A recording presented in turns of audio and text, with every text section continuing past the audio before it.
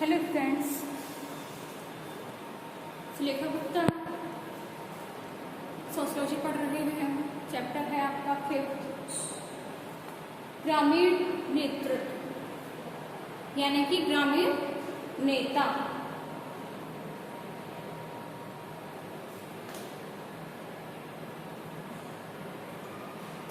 नेतृत्व की अवधारणा। तो फ्रेंड्स, जैसे आपको पता है कि हमारे समाज में नेता का प्रमुख स्थान होता है। एक नेता ही राजनीतिक संगठन हो या शक्ति संरचना की जो जीवन दिशा और प्रभाव प्रदान करते हैं।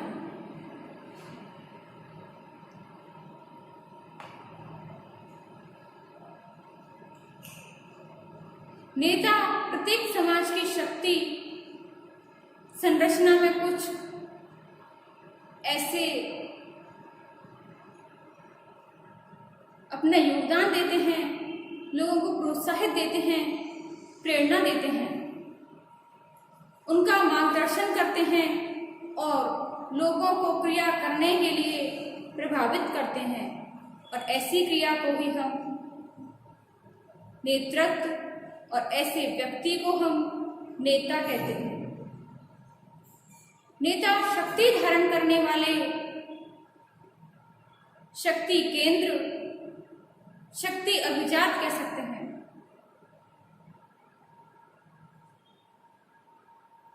नेतृत्व एक सार्वभौमिक एवं विश्वव्यापी घटना है।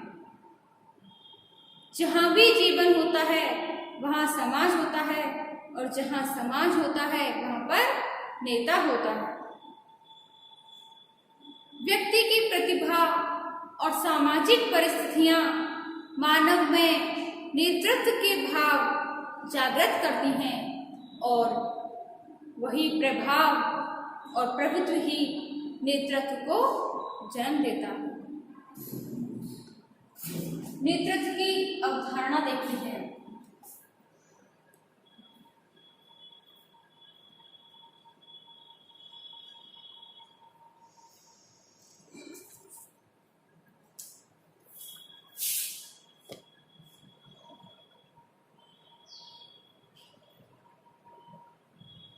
वेबस्टर के अनुसार, यानी कि वेबस्टर बोलते हैं कि नेता को एक मार्गदर्शक, एक चालक, एक मुखिया, एक आज्ञा देने वाला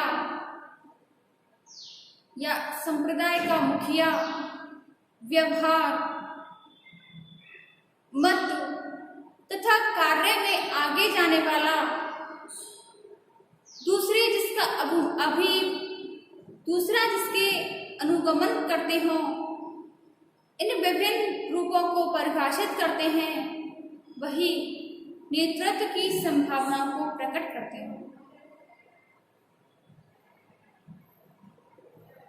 कुछ सामान्य हितों के लिए एक व्यक्ति एवं समूह के बीच बनने वाले संबंध तथा इस प्रकार से व्यवहार किया जाना जो उसके लिए निर्धारित हो, वही नेतृत्व का गुण होता है। दूसरे शब्दों में, नेतृत्व वह व्यवहार है जो दूसरे व्यक्तियों के व्यवहार को उससे कहीं अधिक प्रभावित करता है, जितना कि उन दूसरे लोगों का व्यवहार नेता को प्रभावित करता है।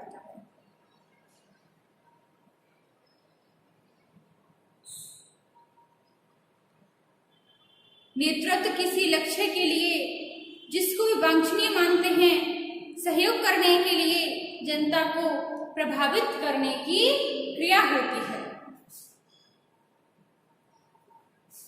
नेतृत्व की विशेषताएं, जैसे कि नेता क्या होता है? प्रत्येक समूह में आपको पता है एक नेता होता है, एक लीडर होता है, जो समूह के लोगों के साथ भिन्न भिन्न समय के बार अंतः क्रिया करता है, उनसे संबंध स्थापित करता है। वह समूह के साथ विभिन्न प्रकार के कार्य करता है तो वह जरूरी नहीं कि वह नेता हो। समूह के दूसरे व्यक्ति नहीं करते,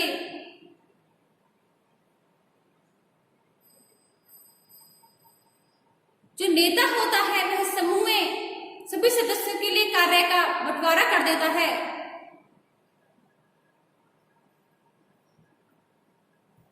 किसी भी समूह में नेता की पहचान करने की अनेक विधियां होती हैं, जिनमें से नेता का अधिक कुशल होना, योग्य होना, अनुभवी होना, बुद्धिमानी होना माना जाता है।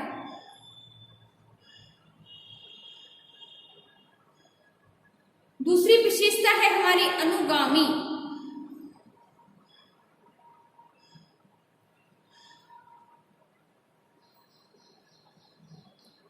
समूह में नेता के अतिरिक्त अन्य व्यक्ति भी होते हैं।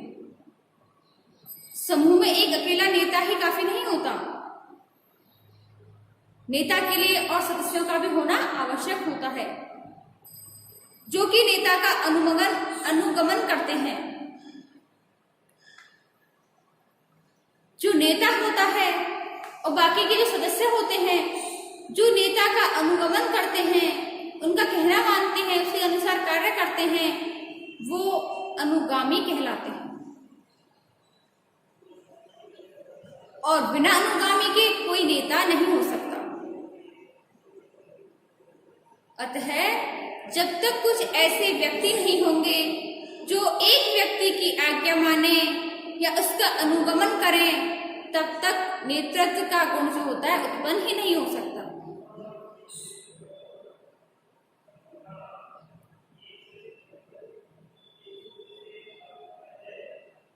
उद्देश्य की प्राप्ति के लिए यह भी आवश्यक है कि अनुगामी नेता का नेतृत्व स्वीकार करें और उनका अनुसरण करें। तीसरा पॉइंट है हमारा परिस्थिति। नेता और अनुगामी जो होते हैं वो किसी भी परिस्थिति में ऐसी अंतःक्रिया करते हैं, उन परिस्थितियों में हम मूल्यों और अभिवृत्तियों को सम्मिलित करते हैं, जैसे कि समूह के लोगों के बीच परस्पर संबंध होना, समूह की एक इकाई होने के नाते विशेषताएं, समूह द्वारा उद्देश्यों की प्राप्ति के लिए सामूहिक रूप से कार्य करना, कार्य को पूरा करने के लिए नेता से विभिन्न प्रकार की क्षमताओं की उपेक्षा की जाती है।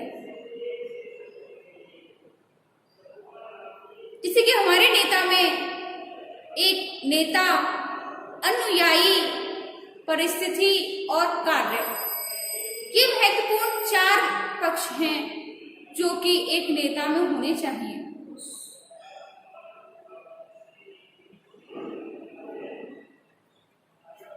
अगला है हमारा नेतृत्व को निर्धारित करने वाले कारक,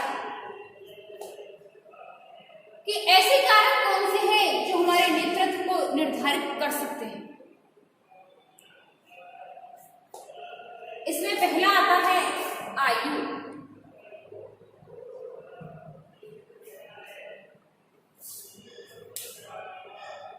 हमारा जो नेता होता है, गांव का जो नेता होता है, उसके लिए आयु का महत्व बहुत अधिक होता है, क्योंकि सामान्यतः जो बड़ी आयु का व्यक्ति होता है, जो बड़ी उम्र का व्यक्ति होता है, वह अनुभवी होता है, क्योंकि बुजुर्ग व्यक्ति ही एक अनुभवी व्यक्ति होता है और उसे ही गांव में नेता मानते हैं, उन्हें श्रद्धा और सम्मान दे सकते हैं, उन्हें रीति रिवाजों, परंपराओं का ज्ञान होता है। तो ऐसी दृष्टि में गांव के जो नेता होते हैं में आज भी आयु का एक महत्वपूर्ण कारक मानते हैं। दूसरा आता है हमारा बड़ा परिवार यानी कि संयुक्त परिवार। बड़े परिवार को बहुत अधिक महत्व देते हैं। जिनका संयुक्त परिवार होता है, जॉइंट फैमिली होती है, बड़ा परिवार होता है, गांव में ऐसे परिवारों को सम्मान दिया जाता है।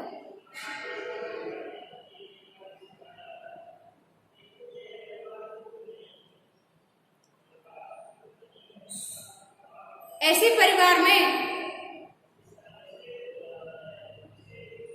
कोई सदस्य कृषि करता है, कोई व्यापार करता है, कोई सरकारी नौकरी करता है।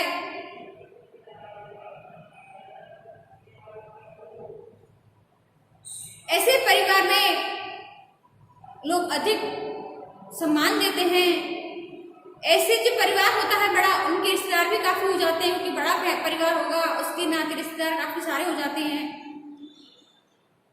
तो उन सभी का भी नेता को जो होता है सहयोग प्राप्त होता रहता है। कोई उच्च पद पर होता है, कोई कहीं अधिकारी है, कोई कहीं व्यापारी है, तो जिससे कि नेता को सपोर्ट मिलता रहता है। तो जो बड़ा परिवार होता है उसका हमारे नेता के लिए बहुत महत्वपूर्ण कारक होता है। तीसरा है सबसे बड़ा पॉइंट हमारा आर्थिक स्थिति।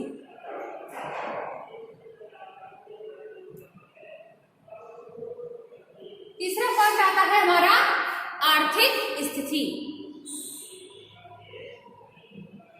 जो ग्रामीण क्षेत्र होता है उसमें जो नेता होते हैं, जो नेतृत्व के गुण होते हैं, वो उन्हीं के हाथों में होते हैं जिनकी आर्थिक स्थिति बहुत अच्छी होती है। क्योंकि आर्थिक दृष्टि से संपन्न व्यक्ति ही समय समय पर लोगों को सहायता दे सकते हैं।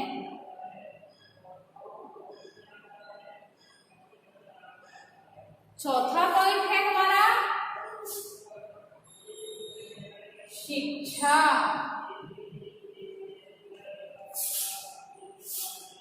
गांव में अगर पढ़े लिखे लोग नहीं होंगे, अशिक्षित लोग होंगे, तो जो थोड़े बहुत भी पढ़ जाते हैं उनका महत्व बहुत अधिक बढ़ जाता है। क्योंकि ऐसी स्थिति में अगर कहीं से कुछ पत्र आता है, कोई अशिक्षित लोग होते हैं, वो पढ़ लिख भी नहीं पाते, दूसरे लोगों को पढ़वाने जाते हैं।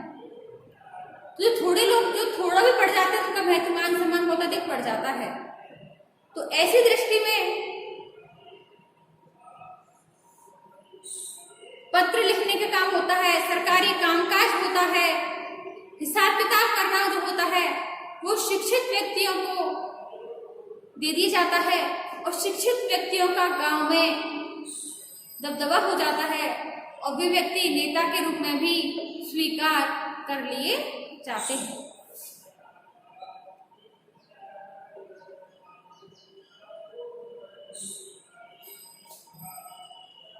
अब आता है हमारा एक नेता में क्या क्या गुण होने चाहिए। ये तो थे नेतृत्व को निर्धारित करने वाले कारक कि हम जो अपन नेता बनाएं तो उसमें क्या क्या गुण होने चाहिए। लेकिन एक नेता में कैसे गुण होने चाहिए कि वो नेता बनने के लायक है। तो स्टूडेंट्स, एक व्यक्ति को सफल नेता बनने के लिए उसका शारीरिक और मानसिक रूप से सक्षम होना महत्वपूर्ण होता है।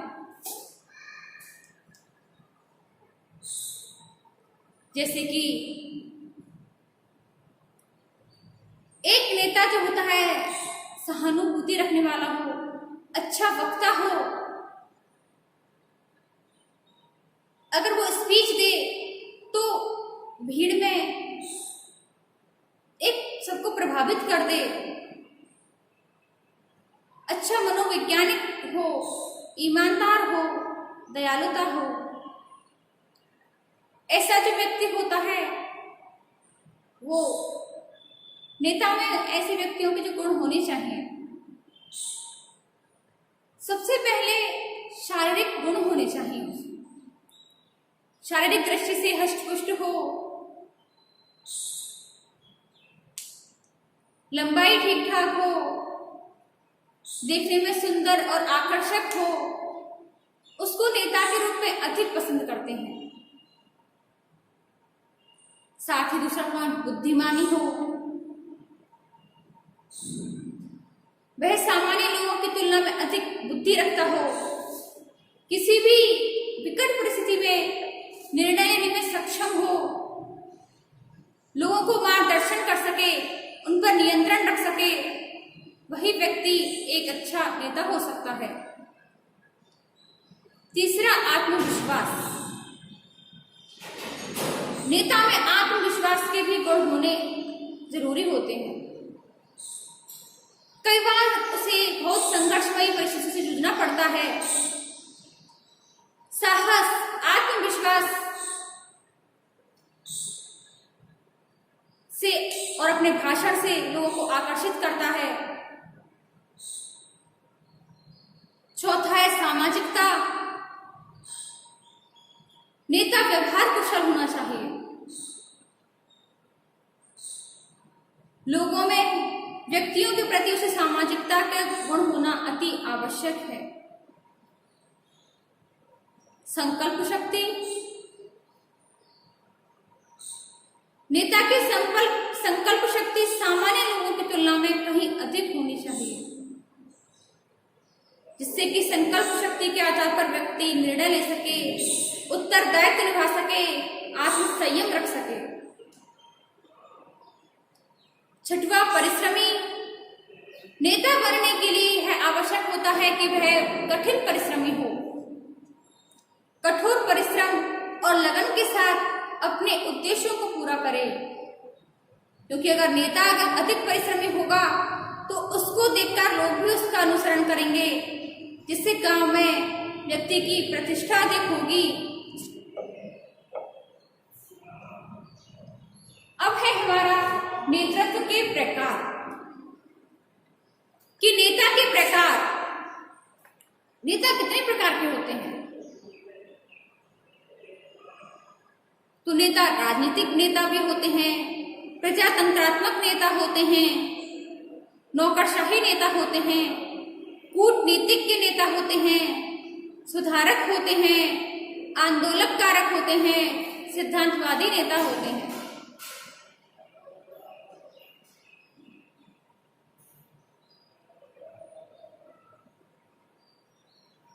ये नेता प्रजातंत्रात्मक की देन होते हैं।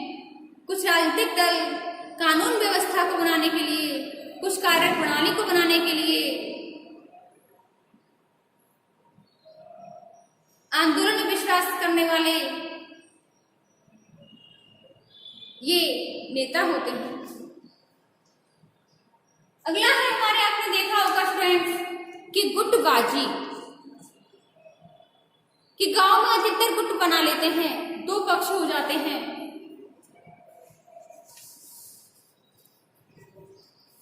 आपस में एक गुट दूसरे गुट का विरोध करता है। हमारे भारतीय गांव जो होते हैं उनमें ऐसे समूह देखने को अधिक मिलते हैं। जैसे कोई जाति के आधार पर, कोई नातेदारी के आधार पर, कोई वंश के आधार पर गुट बना लेता है।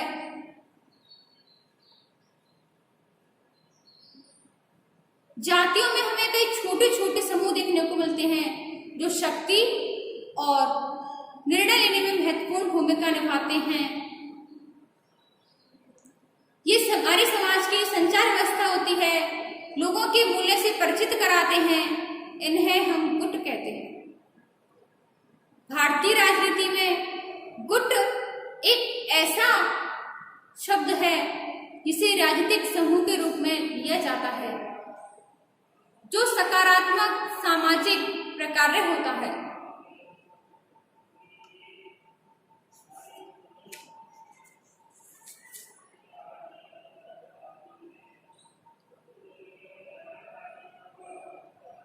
गुट के नेता और उनके अनुयायियों के संबंध नातेदारी, धार्मिक, राजनीतिक और आर्थिक संबंधों पर आधारित होते हैं।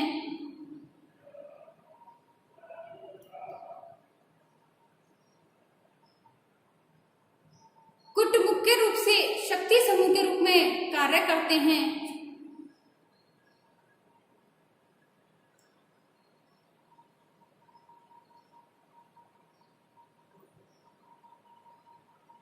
गुट को दूसरी भाषा में धड़ भी कहा जाता है।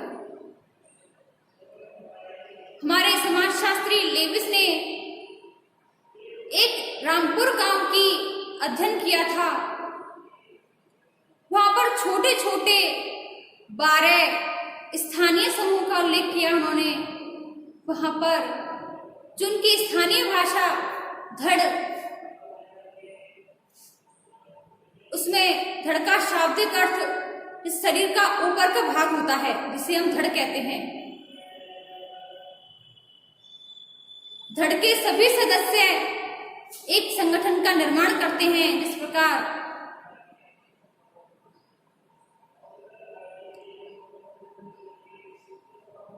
उसी प्रकार